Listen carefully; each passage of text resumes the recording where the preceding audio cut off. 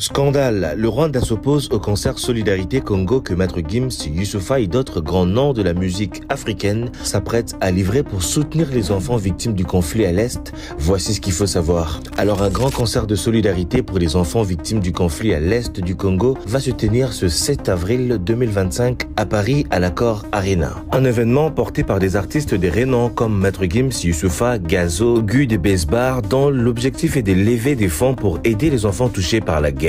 Mais à la grande surprise de tous, la communauté rwandaise de France a écrit à la maire de la ville de Paris pour le report à une date ultérieure de ce grand événement. Ils avancent comme raison que cette date coïncide avec la journée officielle de commémoration du génocide des Tutsis.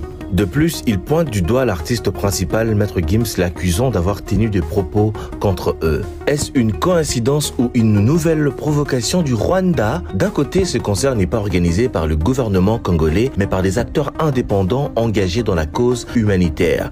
De l'autre côté, les organisateurs expliquent que la date du concert a été choisie en fonction de la disponibilité de la salle. Derrière cette opposition, d'aucuns dénoncent une tentative du Rwanda d'étouffer toute initiative en faveur des victimes congolaises. Une stratégie bien connue, faire pression, manipuler l'opinion et chercher à discréditer toute action humanitaire qui met en lumière la souffrance du peuple congolais. Car c'est un secret pour personne, depuis des années, Kigali soutient activement des groupes armés qui sèment le chaos à l'est du Congo. Quoi qu'il en soit, cette affaire dépasse de loin un simple concert. La communauté congolaise et tous ceux qui soutiennent le Congo vivant à Paris sont tous attendus à ces grands rendez-vous qui mettra en lumière la situation des victimes de l'Est, dont certaines restent prises en otage par l'armée rwandaise qui occupe certaines zones du pays.